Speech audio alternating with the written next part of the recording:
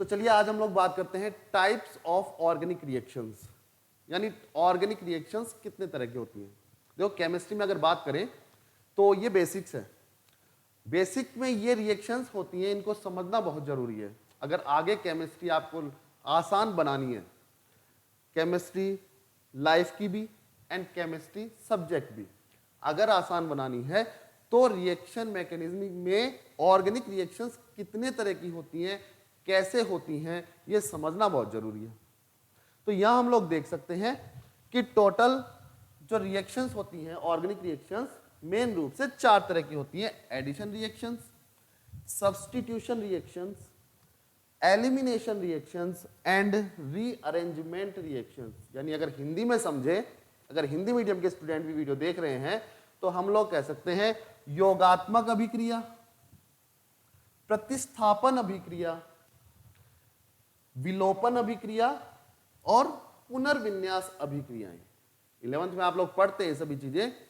तो ये मेन रूप से 4 तरह की रिएक्शंस होती हैं, जिससे केमिस्ट्री बड़ी आसान लगती है जो, और हम लोग रिएक्शन मैकेनिज्म आगे डिस्कस करते हैं। तो यहां पर इन चारों रिएक्शन में जो ऑर्गेनिक रिएक्शंस है, उनमें से आज हम लोग बात करने वाले हैं एडिशन रिएक्शंस की। यानी आज हम लोग एडिशन रिएक्शंस को कंप्लीटली समझ लेंगे और उससे रिलेटेड हमें आगे कोई प्रॉब्लम अब होने वाली नहीं है। तो एडिशन रिएक्शन को हमें अच्छे से समझना है। तो चलिए बात करते हैं एडिशन रिएक्शन की। देखिए सबसे पहले यह जानना जरूरी है कि एडिशन रिएक्शन नाम है इसका। तो एडिशन का मतलब होता है सिर्फ जोड़ना, यानी हमने रिएक्टेंट में से कुछ भी अलग नहीं किया है और जो रिएक्टेंट है उसमें हमने कुछ ना कुछ ऐड ही किया है, यानी कुछ ना कुछ जोड़ा है, तो रिएक्शन बनेगी एडिशन रिएक्शन। ठीक है, यानी कुछ भी बाहर नहीं निकल रहा है, कोई एटम रिप्लेस भी नहीं हो रहा है। ठीक है, तो ये एडिशन रिएक्शंस होगी। तो यहां पर अगर हम लोग देखें तो क्या खास बात होती है एडिशन रिएक्शंस की। देखो ये जो रिएक्शंस होती है वो अनसैचुरेटेड टू सैचुरेटेड में कन्वर्ट किए जाते हैं रिएक्टेंट।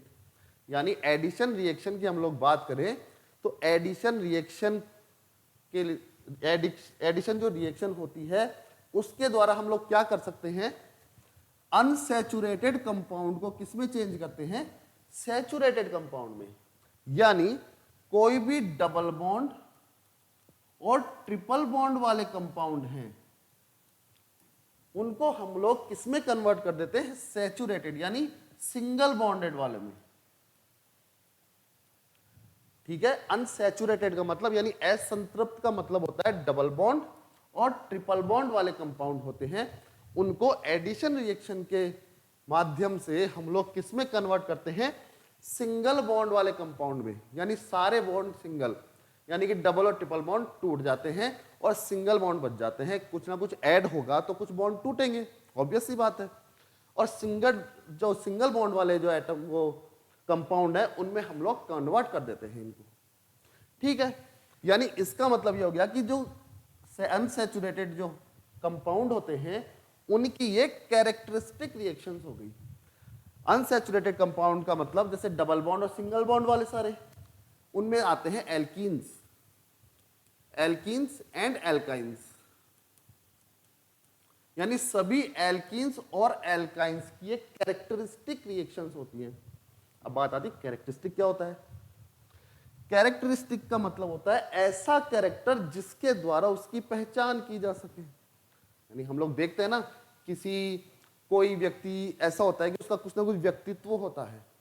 कोई व्यक्तित्व होता है कि जो बड़ा हंसमुख मिजाज होता है, किसी लोगों का व्यक्तित्व होता है बड़े सीरियस टाइप रहते हैं, किसी लोगों का व्यक्तित्व होता है कि ज्यादा बोलते हैं, कुछ लोगों का व्यक्तित्व ऐसा होता है कि बहुत ही कम बोलते हैं। ठीक है, कुछ लोगों का व्यक्तित्व होता है कि काम में लगे रहते हैं। यानी ऐसी कोई ना कोई पहचान है किसी ना किसी व्यक्ति की जिसके वजह से उसको हम लोग पहचान सकते हैं बिना नाम बताए कि हाँ वो व्यक्ति ऐसा है, क्योंकि उसमें वो गुण है। यानी उसकी वो जो क्वालिटी है उसी से उसको पहचाना जा सकता है। तो ऐसा जो गुण होता है उसको बोलते हैं कैरेक्टरिस्टिक प्रॉपर्टी। यानी ऐसी प्रॉपर्टी है जिसके द्वारा हम कैरेक्टर का पता लगा सकते हैं कि आदमी कैसा है। ठीक है, तो ये इसी तरीके से यहां हम लोग देख सकते हैं कि कैरेक्टरिस्टिक प्रॉपर्टी रिएक्शंस होती हैं किसकी, एल्कीन्स एंड एल्काइंस की, यानी एल्कीन्स और एल्काइंस इस तरह की रिएक्शंस जरूर शो करती हैं, एडिशन रिएक्शंस। तो याद रखना है एल्कीन्स एल्काइंस या अनसैचुरेटेड कंपाउंड्स की एडिशन रिएक्शंस जो होती हैं वो कैरेक्टरिस्टिक रिएक्शंस होती हैं, और ये किस में कन्वर्ट हो जाते हैं, सिंगल बॉन्ड वाले कंपाउंड में कन्वर्ट हो जाते हैं। यानी एल्कीन्स एंड एल्काइंस जितने भी हैं ये रिएक्शंस देते हैं। तो यहां पर ये बात हो गई कि इनकी कैरेक्टरिस्टिक रिएक्शंस ये होती हैं। आगे हम लोग देखते हैं कि चेंजेस क्या होते हैं इसमें, जो कि अभी मैंने बताया आपको, पाई बॉन्ड कन्वर्ट हो जाते हैं किसमें, सिग्मा बॉन्ड्स में। ऑब्वियस सी बात है कि अगर डबल बॉन्ड बन रहा है तो ये बॉन्ड सिग्मा और ये बॉन्ड किसमें होता है, पाई। अगर ट्रिपल बॉन्ड वाला कोई कंपाउंड है तो हम लोग देख सकते हैं एक बॉन्ड सिग्मा और ऊपर के दोनों बॉन्ड होते हैं पाई। तो यानी ये पाई बॉन्ड नहीं रहते हैं, ये सभी बॉन्ड किसमें कन्वर्ट हो जाएंगे, सिग्मा बॉन्ड में। ठीक है, तो यानी पाई बॉन्ड किसमें कन्वर्ट हो जाते हैं, सभी सिग्मा बॉन्ड रह जाते हैं, पाई बॉन्ड रहते ही नहीं है। एडिशन रिएक्शन की हम लोग बात करें एल्किन्स एल्काइंस में जो जो चेंजेस होते हैं। हाइब्रिडाइजेशन की बात करें, देखो अगर डबल बॉन्ड होगा तो ऑब्वियस सी बात है sp2 हाइब्रिडाइजेशन होगा। अगर ट्रिपल बॉन्ड वाला कंपाउंड है यानी एल्काइंस है तो sp हाइब्रिडाइजेशन होगा। और अगर तो इसका मतलब ये दोनों हाइब्रिडाइजेशन वाले कंपाउंड किस में कन्वर्ट हो रहे हैं, सभी सिंगल बॉन्ड वालों में। इसका मतलब सभी अब जितने भी कार्बन होंगे उन सभी का हाइब्रिडाइजेशन क्या हो जाएगा, sp3। यानी sp2 एंड sp हाइब्रिडाइज्ड जो कंपाउंड हैं वो किस में कन्वर्ट हो गए, sp3 हाइब्रिडाइज्ड कंपाउंड में कन्वर्ट हो गए। तो इस तरह से ये इनमें चेंजेस हो जाते हैं इन कंपाउंड्स में, एल्किन्स एंड एल्काइंस में। अगर ज्योमेट्री की बात करें हम लोग तो देखो अगर sp है हाइब्रिडाइजेशन यानी एल्काइंस है तो ज्योमेट्री होगी लीनियर, लेकिन किस में कन्वर्ट हो जाती है, टेट्राहेड्रल में। ऑब्वियस सी बात है sp3 में जब चेंज होगी तो टेट्राहेड्रल में हो जाएगी। अगर हम लोग बात करें sp2 हाइब्रिडाइजेशन है तो इसका मतलब है कि ज्योमेट्री किस में कन्वर्ट हो गई, वो sp3 में यानी टेट्राहेड्रल में। तो ये टेट्राहेड्रल में कन्वर्ट हो जाते हैं, इनकी ज्योमेट्री चेंज हो जाती है। अगर बॉन्ड लेंथ और बॉन्ड एंगल्स की बात करें तो वो भी चेंज हो जाते हैं, ऑब्वियस सी बात है वो भी होंगे, क्योंकि जब डबल बॉन्ड है तो बॉन्ड लेंथ थोड़ी कम होगी, स्ट्रॉन्ग बॉन्ड है दोनों बॉन्ड मिलकर के स्ट्रॉन्ग बॉन्ड है। और अगर सिर्फ एक ही बॉन्ड रहेगा थोड़ा बॉन्ड लेंथ बढ़ जाती है ना, ज्यादा हो जाती है, तो उस कंडीशन में बॉन्ड लेंथ चेंज हो जाएंगी सभी की। तो ये चेंजेस इनमें होते हैं एल्किन्स और एल्काइंस में। इस तरह से अब हम लोग देखते हैं कि टाइप्स ऑफ एडिशन रिएक्शन, यानी एडिशन रिएक्शंस कितने तरह की होती है।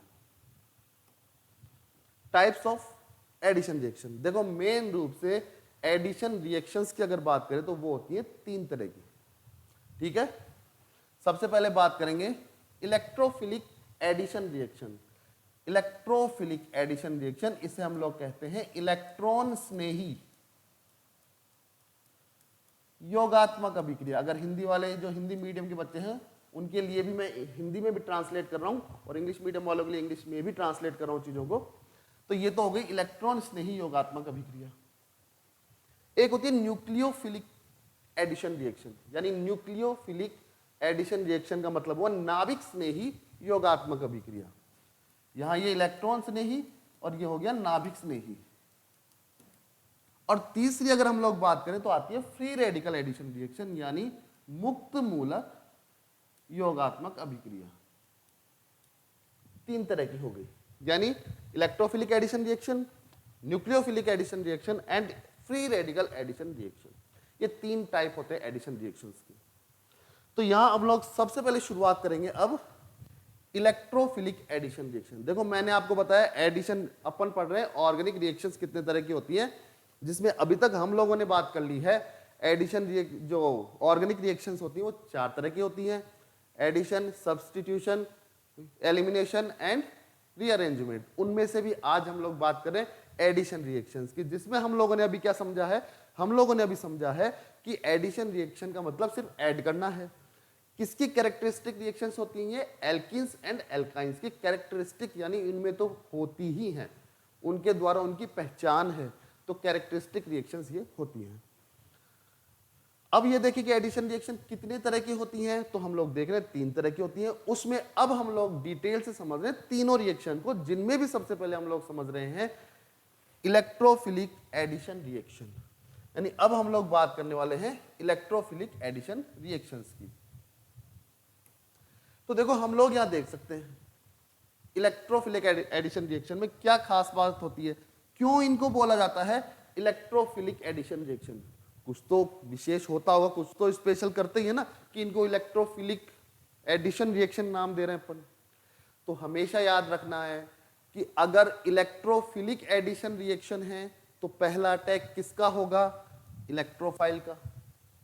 यानी फर्स्ट अटैक, 2 स्टेप्स में रिएक्शंस होती हैं, तो फर्स्ट स्टेप में जो रेट डिटरमाइनिंग स्टेप है उसमें क्या होगा, यानी फर्स्ट अटैक कौन करेगा, इलेक्ट्रोफाइल, याद रखना है।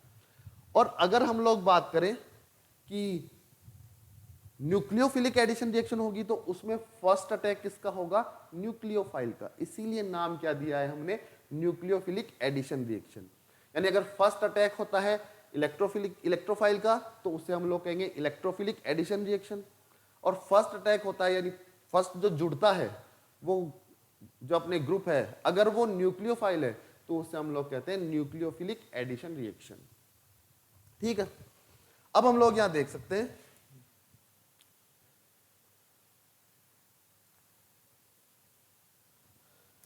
देखो यहां 2 स्टेप्स में रिएक्शंस होती हैं। पहली जो स्टेप होती है वो बड़ी स्लो होती है, उसे हम लोग कहते हैं रेट डिटरमाइनिंग स्टेप। और दूसरी स्टेप जो होती है बड़ी फास्टली होती है, ठीक है, उसमें मौका नहीं मिलता है। देखो पहली स्टेप को ही रेट डिटरमाइनिंग स्टेप क्यों कहते हैं, देखो ऐसा होता है, तो ये बड़ा स्लो प्रोसीजर है।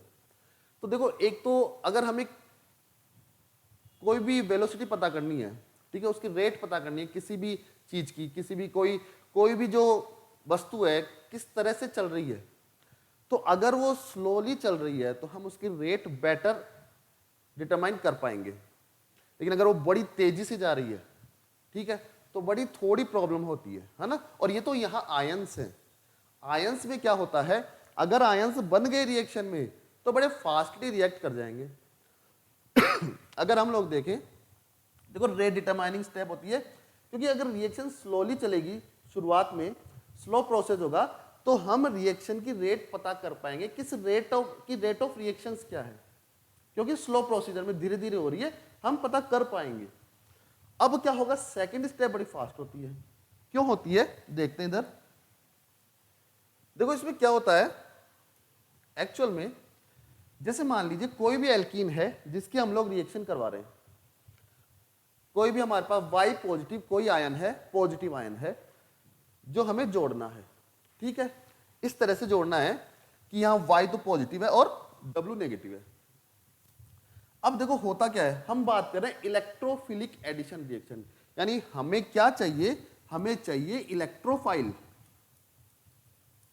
हमें चाहिए इलेक्ट्रोफाइल। अगर हमने शुरुआत के वीडियो अगर आप लोगों ने देखे हैं जिसमें मैंने जो रिएक्टिव इंटरमीडिएट्स की बात की है, तो ये अच्छे से बताया है कि इलेक्ट्रोफाइल होते क्या हैं, इलेक्ट्रॉन लवर, यानी इलेक्ट्रॉन चाहिए उनको, इलेक्ट्रॉन के पास तेजी से जाएंगे, इलेक्ट्रॉन के पास तेजी से वो जाएंगे जिनके पास इलेक्ट्रॉन नहीं है। ऑब्वियस सी बात है, जिनके पास इलेक्ट्रॉन की कमी है, तो जिनके पास इलेक्ट्रॉन की कमी है वो इलेक्ट्रॉन के पास तेजी से जाएगा। अब इलेक्ट्रॉन्स की कमी किसके पास होती है, हमें अच्छे से पता है, पॉजिटिव आयंस के पास होती है। तो यहां पर देखें तो ये क्या है, इलेक्ट्रोफाइल, ठीक है। तो हम लोग क्योंकि पढ़ रहे हैं इलेक्ट्रोफिलिक एडिशन रिएक्शन, तो इलेक्ट्रोफाइल की रिएक्शन करा रहे हैं यहाँ। अब होता क्या है, यहाँ पर बॉन्ड के इलेक्ट्रॉन किसी भी एक कार्बन के पास चले जाएंगे, यहाँ पर किसी भी एक कार्बन के पास गए तो जिस कार्बन के पास गए तो वहां आगे पार्शियली नेगेटिव चार्ज। अब ये Y पॉजिटिव कहां अटैक करेगा, नेगेटिव वाले कार्बन पर अटैक करेगा, और इसका अटैक हो गया यहां। यानी पहला अटैक किसका हुआ, इलेक्ट्रोफाइल का। जैसा अभी हम लोग बात करते, पहला अटैक होगा इलेक्ट्रोफाइल का और वो यहां अटैक कर देगा। बड़ा स्लो प्रोसीजर होगा, इसको एक दो एग्जांपल से और समझेंगे हम लोग आगे। तो ये स्लो प्रोसीजर है। क्यों स्लो प्रोसीजर है, क्योंकि अभी तो बॉन्ड टूटेगा, बॉन्ड टूटेगा, पार्शियली इन पर चार्जेस आएंगे, फिर ये जाकर जुड़ेगा, स्लोली प्रोसीजर हो जाएगा। लेकिन यहां पर क्या होगा, यहां पर हमारे पास बन जाता है कार्बोकैटायन, यानी अब कैटायन है हमारे पास। यहां तो हमारे पास था, यहां तो हमारे पास था क्या, पूरा कंपाउंड था, यहां पर हमारे पास है कैटायन। अब कैटायन यहां बन गया और एक एनायन हमारे पास है। अब बताओ, एक पॉजिटिव और एक नेगेटिव है, कितना फास्ट रिएक्शन होगा। तो प्रोसीजर फास्ट हुई कि नहीं हुई। तो इस तरह से ये प्रोसीजर क्या होगा, बहुत फास्टली हो जाएगा, क्योंकि कैटायन है, एनायन है, और तेजी से रिएक्ट करके कोई ना कोई कंपाउंड बना लेंगे। यहां हम लोगों ने देखा कि डबल बॉन्ड किस में कन्वर्ट हो गए, सिंगल बॉन्ड में। पहला अटैक किसका हुआ, इलेक्ट्रोफाइल का। तो इसलिए कौन सी रिएक्शन हो गई, इलेक्ट्रोफिलिक एडिशन रिएक्शन हो गई। उम्मीद कर रहा हूं बड़े अच्छे से आप लोग समझ रहे होंगे जो इलेक्ट्रोफिलिक एडिशन रिएक्शन क्या होती है। तो यहां ये इसका प्रोसीजर होता है। पहला अटैक होगा इलेक्ट्रोफाइल का, कौन सी स्टेप में, फर्स्ट स्टेप में, जो कि रेट डिटरमाइनिंग स्टेप होगी और बड़ी स्लो होगी।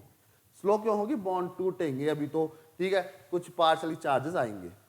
लेकिन कैटायन बनने के बाद अब दूसरा नेगेटिव आयन बड़ा फास्टली जुड़ जाएगा, तो बड़ी फास्ट प्रोसीजर हो जाएगी।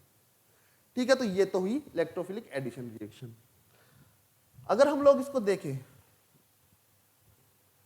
तो कुछ एग्जांपल से हम लोग समझते हैं। आप लोगों ने नाम सुना है या नहीं सुना होगा, मार्कोनिकॉफ रूल। मार्कोनिकॉफ रूल ये कहता है कि अगर किसी भी एल्कीन की रिएक्शन HX यानी हाइड्रोजन हैलाइड से की जाए तो क्या होता है, जो नेगेटिव वाला हिस्सा कौन सा होगा, H पॉजिटिव है, X नेगेटिव है, तो नेगेटिव वाला हिस्सा वहां जाता है जहां डबल बॉन्ड से जुड़ा हुआ जो कार्बन है उस पर हाइड्रोजन की संख्याएं क्या, हाइड्रोजन के नंबर क्या है, कम हो, हाइड्रोजन कम हो, वहां पर नेगेटिव वाला हिस्सा जाता है। अगर हम यहाँ HCl से कर रहे हैं तो हाइड्रोजन तो पॉजिटिव और Cl नेगेटिव हो गया, तो Cl नेगेटिव कहां जुड़ेगा, जहां हाइड्रोजन की जो नंबर्स है, हाइड्रोजन जो है वो कम है, वहां पर जुड़ेगा Cl। ठीक है, डबल बॉन्डेड कार्बन के बीच में। तो ये डबल बॉन्डेड कार्बन थे, जिस पर हाइड्रोजन कम है वहां पर Cl जुड़ गया। ये होता है मार्कोनिकॉफ रूल। और जिस पर हाइड्रोजन ज्यादा है वहां पर जुड़ जाएगा दूसरा वाला हिस्सा, यानी H पॉजिटिव जुड़ गया। अब मार्कोनिकॉफ रूल, इसका मतलब हम लोग यहां देख सकते हैं मार्कोनिकॉफ रूल किस में आ रहे हैं सारी चीजें। जो मार्कोनिकॉफ रूल होता है वो किस तरह की रिएक्शन होती है, इलेक्ट्रोफिलिक एडिशन रिएक्शन ही होती है। जो मार्कोनिकॉफ रूल होता है वो हम लोग यहां देख सकते हैं उसका प्रोसीजर। यानी सबसे पहले किसका अटैक होना होता है इसमें, सबसे पहले इसमें अटैक होना होता है E पॉजिटिव, यानी इलेक्ट्रोफाइल पहले अटैक करेगा और बाकी दूसरा वाला हिस्सा बाद में अटैक करेगा। यानी हम लोग देख रहे हैं किस तरह से, अभी एक प्रोसीजर हमने ऊपर समझा था, इसी रिएक्शन का अगला इसी प्रोसीजर को हम लोग किसी एग्जांपल से समझ रहे हैं। तो देखो, अगर इसकी मैकेनिज्म डिस्कस करें तो दो स्टेप में मैकेनिज्म होगी इसकी, ऑब्वियस सी बात है। दो स्टेप ही बताइए आपको, अभी एडिशनल रिएक्शन में जो इलेक्ट्रोफिलिक एडिशन रिएक्शन होती है उसमें हमने दो स्टेप्स की बात की है। ठीक है, फर्स्ट स्टेप में क्या होगा, देखो फर्स्ट स्टेप में होता क्या है, अभी तो बॉन्ड टूटेगा, मैंने बताया था ना बड़ा स्लो प्रोसीजर है। पहले तो बॉन्ड टूटेंगे, फिर कुछ जुड़ेगा, वो अटैक करेगा। तो पहले तो क्या है, यहां पर प्रोपीन है, प्रोपीन है। प्रोपीन से अगर हम लोग यहां देखें तो यहां पर देखो मिथाइल ग्रुप है। अब मिथाइल ग्रुप का कैसा इफेक्ट होता है, प्लस आई इफेक्ट होता है। इसका मतलब ये इलेक्ट्रॉन डेंसिटी बढ़ा रही इस कार्बन पर, यहां से इलेक्ट्रॉन डेंसिटी कहां जाएगी, इस कार्बन पर। तो बॉन्ड के इलेक्ट्रॉन किस ओर चले जाएंगे, CH2 की तरफ। यानी इस पर तो आ गया नेगेटिव चार्ज और यहां आ गया पॉजिटिव चार्ज। अगर हम लोग आगे देखें तो यहां ये तो है नेगेटिव वाला हिस्सा और ये पॉजिटिव वाला हिस्सा। इसकी रिएक्शन, अब पहले अटैक किसका होगा, क्योंकि हम लोग बात कर रहे हैं इलेक्ट्रोफिलिक एडिशन रिएक्शन, यानी पहला अटैक किसका होगा, इलेक्ट्रोफाइल का। इलेक्ट्रोफाइल यानी इलेक्ट्रॉन कम है, इलेक्ट्रॉन के पास जाना है उसको। इलेक्ट्रॉन किसके पास कम है, यहां पर अगर HCl की बात करें तो H पॉजिटिव के पास। तो यानी H पॉजिटिव कहां जुड़ेगा, नेगेटिव वाले हिस्से से जुड़ जाएगा, यानी यहां पर आ गया आपका H पॉजिटिव। अब ये यहां बन गया CH3। अब यहां पर CH क्या रह गया, पॉजिटिव चार्ज वाला रह गया, कैटायन रह गया हमारे पास। अब होगी अगली स्टेप।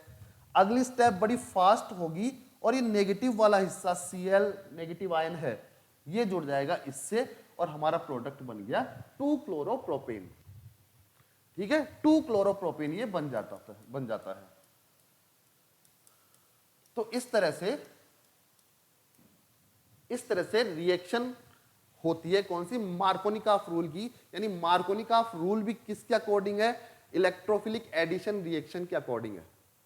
ठीक है, उसमें होता क्या है कि किसी भी HX या हाइड्रोजन हैलाइड से जब रिएक्शन करवा रहे हैं तो हैलाइड वाला हिस्सा कहां जाएगा, हैलाइड वाला हिस्सा जाएगा जहां पर हाइड्रोजन के नंबर्स क्या है कार्बन पे कम है और डबल बॉन्डेड वाला कार्बन हो, और हाइड्रोजन कम है वहां पर जाएगा हैलाइड वाला पोर्शन।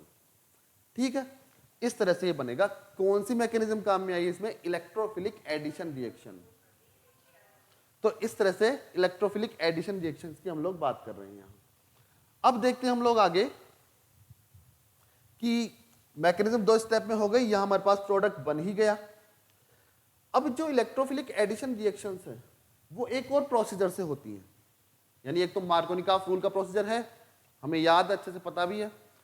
एक और प्रोसीजर होता है, ठीक है, उसमें क्या होता है, अगर मान लीजिए रिएक्शन केवल हैलोजन से ही कराई जाए। अब हमने कहा कि एल्कीन्स जो होती हैं वो इस तरह की रिएक्शंस देती हैं, यहां पर हमने लिया सिर्फ हैलोजन ले रहे हैं और एल्कीन से रिएक्शन हो रही है। इसका मतलब अब रिएक्शन होगी, किस तरह से होती है वो देखते हैं। देखो पहले क्या होता है कि जैसे ही ये तो एल्कीन है ओनली और यहां पर हैलोजन है, पोलर नहीं हो सकता, ये नॉन पोलर होगा क्योंकि दोनों सेम एटम है तो दोनों की इलेक्ट्रो नेगेटिविटी जो होती है वो सेम होती है। तो बॉन्ड के इलेक्ट्रॉन किस ओर जाएंगे, किसी और भी नहीं जाएंगे। अब ऐसी कंडीशन में क्या होगा कि ये जो ब्रोमीन है ये जैसे ही यहां इन पाई इलेक्ट्रॉन्स के पास आएगा, अब इसमें थोड़ी पोलैरिटी आ जाएगी। जैसे इन पाई इलेक्ट्रॉन्स के पास आया इसमें पोलैरिटी आ जाएगी। अब पोलैरिटी आने के बाद पार्शियली पॉजिटिव और पार्शियली नेगेटिव ये हो जाएंगे। ठीक है, तो अगर इस कंडीशन में हम लोग देखें तो अब ये पार्शियली पॉजिटिव नेगेटिव हो रहे हैं और ये बॉन्ड टूटेगा तो हमारे पास आएगा एक ब्रोमीनियम आयन बनेगा और सिग्मा कॉम्प्लेक्स इसको हम कहते हैं। ये जो पूरा पॉजिटिव आयन बना है ब्रोमीनियम आयन, इसको हम लोग कहते हैं सिग्मा कॉम्प्लेक्स यानी सिग्मा संकुल।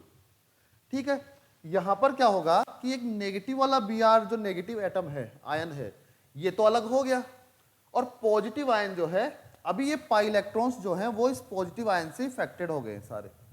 अब ये इस तरह की स्ट्रक्चर आ जाएगी। अब यहां से क्या होगा कि एक बॉन्ड टूटेगा, ठीक है, पॉजिटिव नेगेटिव पार्ट बनेंगे इसमें कार्बन के बीच में। तो पॉजिटिव वाले के पास तो जाएगा नेगेटिव वाला ब्रोमाइड आयन और यहां एक जो नेगेटिव वाला कार्बन था उसके पास चला जाएगा Br पॉजिटिव। लेकिन खास बात यह होती है इस तरह की रिएक्शंस में अगर हम लोग ये प्लेन लेकर चल रहे हैं कि एक प्लेन है यानी एक समतल है, उसमें एक तरफ कार्बन दूसरी तरफ कार्बन, ये बॉन्ड टूटा, ठीक है। उसके बाद अगर एक Br यहां जुड़ रहा है तो दूसरा वाला Br वो है वो प्लेन के नीचे की तरफ जुड़ेगा, यानी एक Br प्लेन के ऊपर और दूसरा Br प्लेन के नीचे, दोनों कार्बन पे इस तरह से अलग अलग जुड़े हुए होते हैं, ठीक है। इसलिए ये जो प्रोडक्ट बनता है ये बनता है ट्रांस प्रोडक्ट। हमें याद रखना है कि ये जो प्रोडक्ट है वो ट्रांस प्रोडक्ट बना है, ठीक है। यानी दो तरह की हमने जो इलेक्ट्रोफिलिक एडिशन रिएक्शन है उसमें दो तरह की रिएक्शन समझी है। एक तो मार्कोनिकॉफ रूल समझा है, ठीक है, जिसमें क्या होगा कि पहले इलेक्ट्रोफाइल अटैक करता है क्योंकि इलेक्ट्रोफिलिक एडिशन रिएक्शन है, ठीक है। लेकिन और दूसरे वाला क्या है, अगर HX ना हो यानी हाइड्रोजन हैलाइड ना हो और कोई हैलोजन हो रहा है और डबल एल्कीन से रिएक्शन हो रही है तो उस हैलोजन का एक पार्ट यानी एक आयन तो प्लेन से नीचे की ओर, डबल बॉन्ड से जुड़े हुए जो कार्बन थे उनमें प्लेन से नीचे की ओर और एक प्लेन से ऊपर की ओर जुड़ेगा, यानी जो समतल है उससे ऊपर की ओर जुड़ेगा। इस तरह से ये बन जाएंगे, ट्रांस प्रोडक्ट बनते हैं। तो इस तरह से जो इलेक्ट्रोफिलिक एडिशन रिएक्शन होती है वो प्रोसीजर करती है। उम्मीद कर रहा हूं सभी जो बच्चे वीडियो देख रहे हैं उनके बहुत अच्छे से चीजें समझ में आ रही होंगी। अगर कहीं कोई डाउट्स लगते हैं तो आप लोग पूछ सकते हैं मुझसे, ठीक है। और बाय द वे कमेंट करके भी पूछ सकते हैं आप लोग, जिस भी तरह की आपको प्रॉब्लम्स लगती हैं। तो यहाँ पर ये दो प्रोसीजर हो गए इस तरह से। अच्छा, कुछ बच्चे सोच रहे होंगे यहाँ पर आने के बाद ये पोलर कैसे बन गया, है ना, कि पाई इलेक्ट्रॉन्स के पास जब ये आए, ब्रोमीन जब आया, Br2 जब आया, तो ये पोलर कैसे हो गए। तो हमने देखा होगा कि आप कई बार ऐसा होता है कि अगर कोई पहले से पोलर होते हैं या कुछ इलेक्ट्रॉन इस तरह के होते हैं, जैसे ही कोई अगर नॉन पोलर कोई भी मॉलिक्यूल उसके पास लेकर जाएंगे तो उसमें इंडक्ट हो जाती है वो चीजें, ठीक है, उसमें प्रेरित हो जाएंगी वो चीजें, उसके पास जाने पर वो इफेक्ट उनमें आने लग जाता है। तो इस तरह से अब पहले ये पोलर नहीं थे, लेकिन जैसे ही इस एल्कीन के पास आएंगे अब ये पोलर हो जाएंगे, क्योंकि इनके पाई इलेक्ट्रॉन से अफेक्टेड हो जाएंगे, ठीक है। उसके बाद ये एक इंटरमीडिएट बनता है, सिग्मा कॉम्प्लेक्स जिसे कहते हैं, और लास्ट में एक ट्रांस प्रोडक्ट हमें मिलता है। इस तरह से रिएक्शंस होती हैं। तो इस आगे अगर हम लोग देखें, ये तो थी हमारी इलेक्ट्रोफिलिक एडिशन रिएक्शन। उम्मीद कर रहा हूं सभी बच्चों के बहुत अच्छे समझ में आया होगा। अब देखो सेकंड तरह की रिएक्शन होती है न्यूक्लियोफिलिक एडिशन रिएक्शन। इसे न्यूक्लियोफिलिक क्यों कहते हैं, क्योंकि पहला अटैक किसका होगा, न्यूक्लियोफाइल का। तो न्यूक्लियोफाइल जब पहले अटैक करेगा, यानी पहली स्टेप में जो अटैक करेगा, तो वो हो जाएगी न्यूक्लियोफिलिक एडिशन रिएक्शन। उसको अब लोग देखते हैं। ये हम लोग आगे न्यूक्लियोफिलिक एडिशन रिएक्शन। देखो इनके लिए भी खास बात होती है कि कैरेक्टरिस्टिक रिएक्शंस होती है किसकी है, कार्बोनिल कंपाउंड्स, यानी एल्डिहाइड एंड कीटोन्स।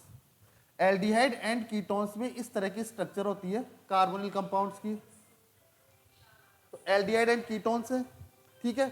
अब यहां पर जो भी होंगे एल्डिहाइड या कीटोन, उनमें ये स्ट्रक्चर होगी। अब यहां हम लोग देखें तो ऐसे कंपाउंड की ये क्या होती है, कैरेक्टरिस्टिक। जैसा अभी मैंने समझाया था कैरेक्टरिस्टिक रिएक्शंस क्या होती है, तो वो ही कैरेक्टरिस्टिक रिएक्शंस होंगी एल्डिहाइड एंड कीटोन की, यानी इनके द्वारा इनकी पहचान होती है, कैरेक्टर डिसाइड किया जाता है, इसीलिए इनको इनकी कैरेक्टरिस्टिक रिएक्शंस कहते हैं। एक और खास बात ये होती है कि इनकी तो ये कैरेक्टरिस्टिक रिएक्शंस होगी ही होगी, लेकिन इसके अलावा अगर किसी भी कार्बन से डबल बॉन्ड के द्वारा, यानी डबल बॉन्ड से अगर कार्बन से ज्यादा इलेक्ट्रोनेगेटिव एटम जुड़ा हुआ है, उन सभी में भी ये वाली रिएक्शन होगी। यानी न्यूक्लियोफिलिक एडिशन रिएक्शन किस किस में होगी, नॉर्मली एल्डिहाइड कीटोन में होगी। इसके अलावा अगर कोई ऐसा एटम जुड़ा हुआ है जिसकी इलेक्ट्रोनेगेटिविटी कार्बन से ज्यादा है और वो कार्बन से डबल बॉन्ड से जुड़ा हुआ है, तो उन सब में भी न्यूक्लियोफिलिक एडिशन रिएक्शन होगी। फॉर एग्जांपल साइनाइड डबल या ट्रिपल बॉन्ड दोनों ही हो सकते हैं। अब यहां पर ट्रिपल बॉन्ड से कार्बन से ज्यादा इलेक्ट्रोनेगेटिव एटम जुड़ा हुआ है, ठीक है। तो इसमें पूरे चांस कौन से हैं, न्यूक्लियोफिलिक एडिशन रिएक्शन ये देंगे। अगर साइनाइड आयन होगा तो उसी तरह से जुड़ेगा। आई बात समझ में। तो अब यहां हम लोग देखते हैं, यानी एल्डिहाइड और कीटोन की यानी कार्बोनिल कंपाउंड्स की ये क्या होती हैं, कैरेक्टरिस्टिक रिएक्शंस होती हैं न्यूक्लियोफिलिक एडिशन रिएक्शन। और अगर carbon bonded with more electronegative atom with double और ट्रिपल बॉन्ड्स, यानी डबल और ट्रिपल बॉन्ड से अगर कार्बन से कोई उससे ज्यादा इलेक्ट्रोनेगेटिव वाला एटम जुड़ा हुआ है, तो भी ये रिएक्शंस होंगी। अब बिल्कुल भी कंफ्यूजन नहीं होना चाहिए किसी के दिमाग में कि इलेक्ट्रोफिलिक एडिशन या न्यूक्लियोफिलिक एडिशन रिएक्शन में डिफरेंस कैसे किया जाए।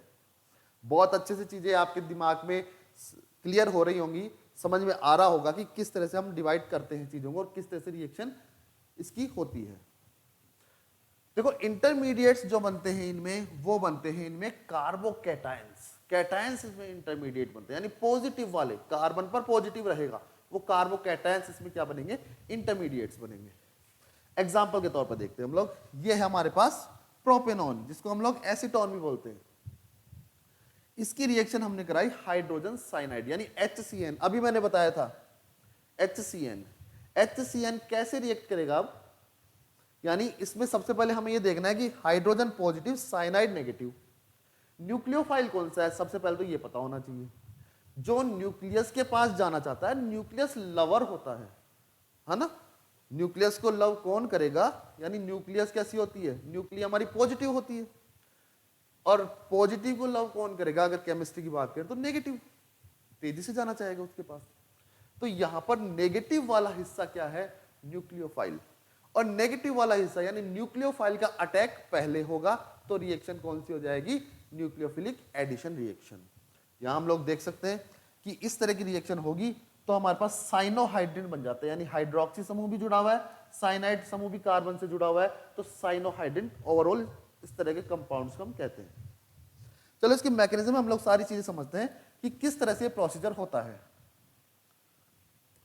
देखो यहां पर ये हमारे पास एसीटोन है, हमें पता है कि ऑक्सीजन जो है मोर इलेक्ट्रोनेगेटिव होता है कार्बन से, और हमेशा याद रखना है एल्डिहाइड एंड कीटोन की 90% रिएक्शन जो है वो इस CO बॉन्ड पर ही होंगी।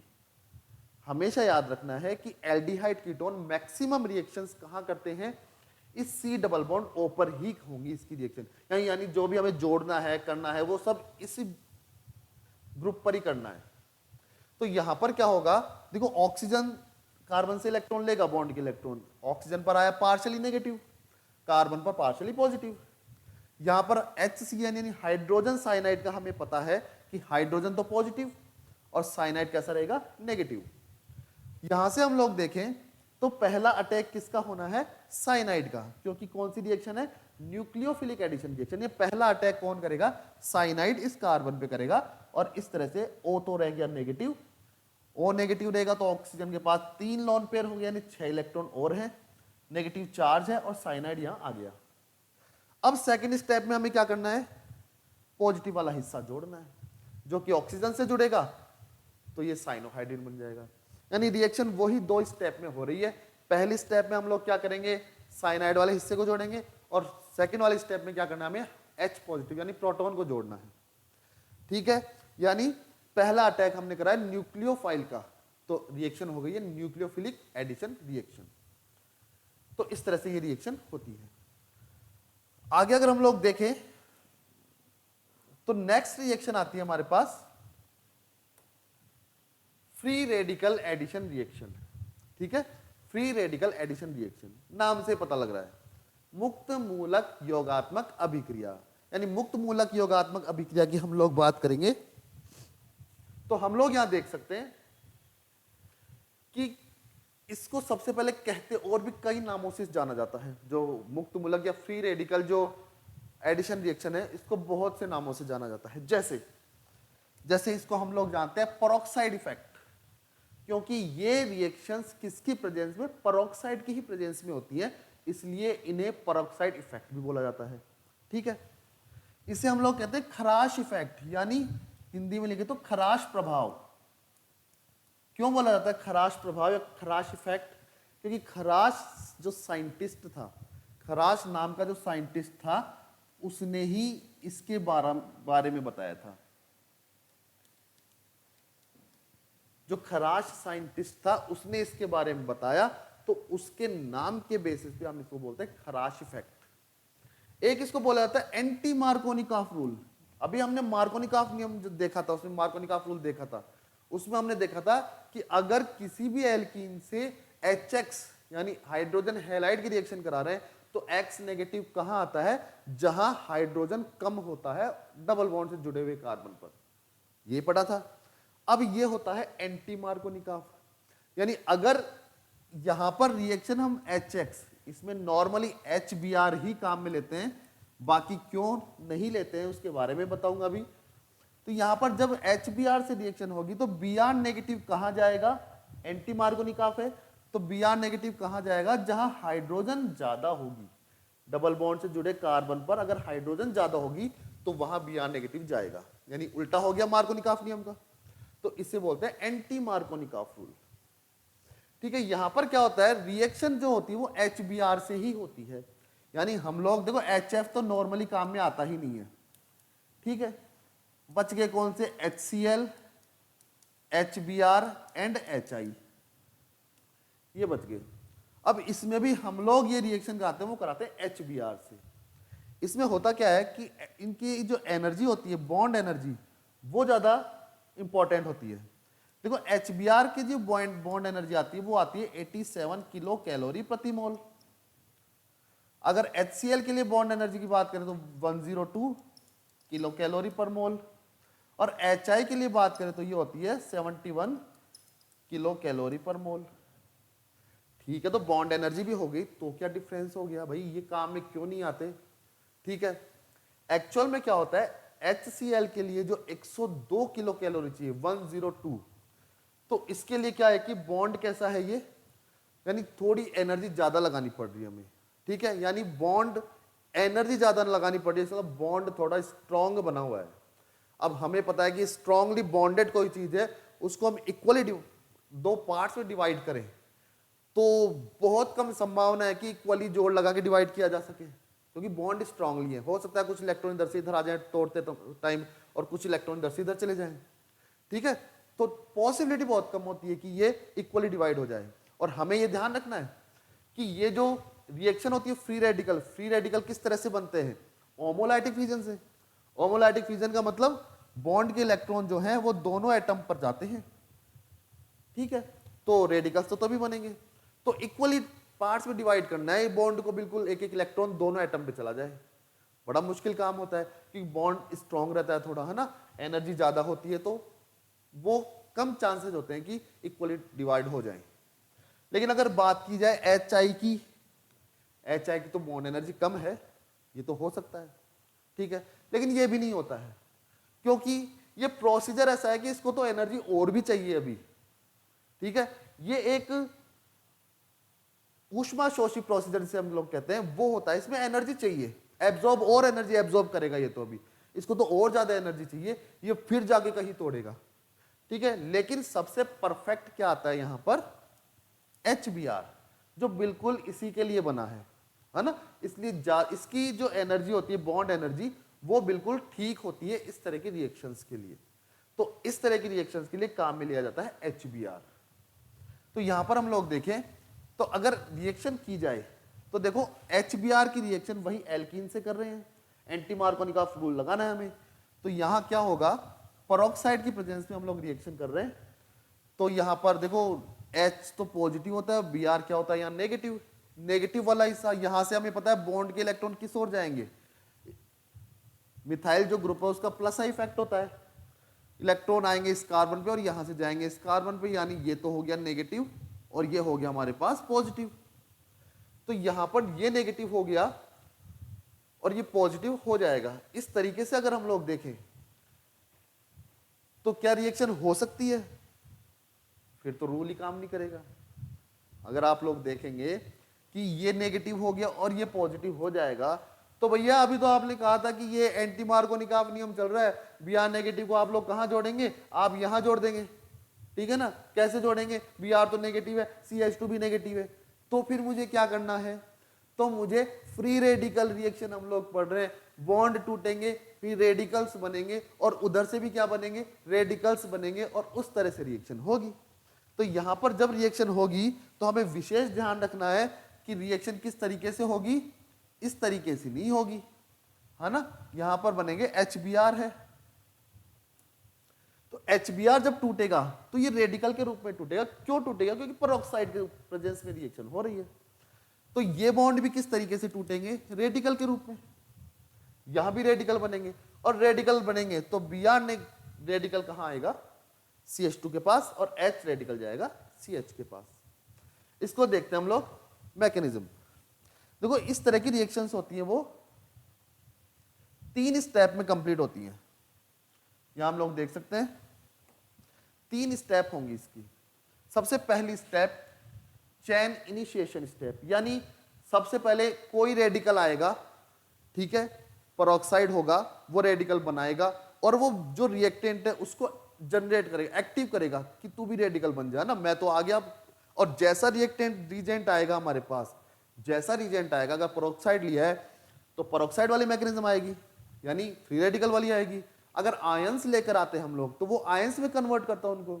अगर रेडिकल लेकर आए हैं तो वो रेडिकल में कन्वर्ट करेगा रिएक्टेंट को।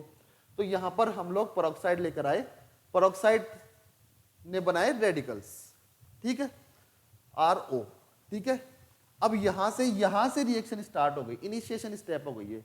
एक रेडिकल आ गया, वो पूरे रिएक्टेंट को कन्वर्ट करेगा रेडिकल्स में और प्रोडक्ट बनते जाएंगे।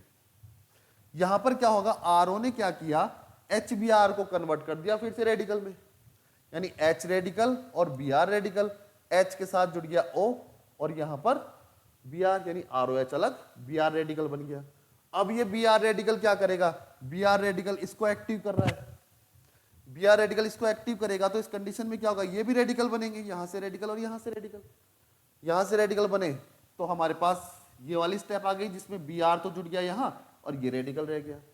ये होती है चेन प्रोपगेशन स्टेट, यानी रिएक्शन चेन टू चेन चलती जा रही है, रेडिकल से रेडिकल जुड़ते जा रहे हैं, बनते जा रहे हैं, चेन प्रोपगेशन हो रही है। ठीक है, तो इस तरह से चेन प्रोपगेशन स्टेप हो गई। यहां पर ये फिर किसी रेडिकल से जुड़ेगा और फिर से क्या बना लेगा, रेडिकल, और एक प्रोडक्ट सा बनेगा, फिर रेडिकल बन जाएगा। फिर ये ऐसे फिर किसी और जो है इसी किसी ग्रुप से रिएक्शन करेगा, फिर एक कंपाउंड बनाएगा और फिर रेडिकल बन जाएंगे। यानी ये प्रोसीजर इसी तरीके से चलता रहेगा और इसी तरीके से चलता रहेगा तो चेन जुड़ती जाएगी, चेन बनती जाएगी, लंबी से लंबी चेन बन जाएगी। ठीक है, तो चेन प्रोपगेशन स्टेप हो गई। लेकिन अब रिएक्शन खत्म करना भी तो जरूरी है ना, तो जितने भी रेडिकल्स है वो आपस में जब मिल जाएंगे तो रिएक्शन पूरी हो जाएगी। ठीक है, अगर नए से नए रेडिकल बनते जा रहे हैं और कुछ रेडिकल्स पहले के बने हैं उन सबको आपस में मिला दिया जाए तो क्या होगी, रिएक्शन कंप्लीट। तो इसी तरह से तीसरी स्टेप आएगी इसमें, चेन टर्मिनेशन। चेन टर्मिनेशन में क्या होगा, सारे रेडिकल बन गए, वापस से पेरोक्साइड बन गया, स्टॉप हुआ एक का काम, HBr दोनों मिल गए, HBr बन गया, कुछ काम स्टॉप हो गया। कुछ रेडिकल्स ये हैं, ये भी आपस में जुड़ेंगे, कुछ ना कुछ प्रोडक्ट बन के रुक जाएंगे। इस तरह से रिएक्शन क्या होगी, स्टॉप हो जाएगी, यानी चेन टर्मिनेट होगी, रुकेगी वहां पर वो चेन। ठीक है, इस तरह से हमें प्रोडक्ट बन जाएगा। यानी पूरी अगर रिएक्शन हम लोग देखें तो ये हो गई फ्री रेडिकल रिएक्शन। और फ्री रेडिकल रिएक्शन में जितने भी स्टेप होंगे हमेशा याद रखना, फ्री रेडिकल जो रिएक्शन है उसकी मैकेनिज्म में 3 स्टेप होती है हमेशा, chain initiation, chain propagation and chain termination. 3 step में ही रिएक्शन होती है। तो ये थी हमारी फ्री रेडिकल एडिशन रिएक्शन। तो यानी ये हमारा चैप्टर कंप्लीट हुआ एडिशन रिएक्शन का। एडिशन रिएक्शन 3 तरह की होती है, हमने तीनों तरह की समझी है, electrophilic, nucleophilic and free radical addition reaction. उम्मीद कर रहा हूं किसी को कोई समस्या इसमें आएगी नहीं। ठीक है, अब नेक्स्ट वीडियो में हम लोग लेकर आएंगे सब्स्टिट्यूशन रिएक्शन, उसके बाद लेकर आएंगे एलिमिनेशन और रीअरेंजमेंट रिएक्शन। तो लगातार देखते रहिए। Thank you.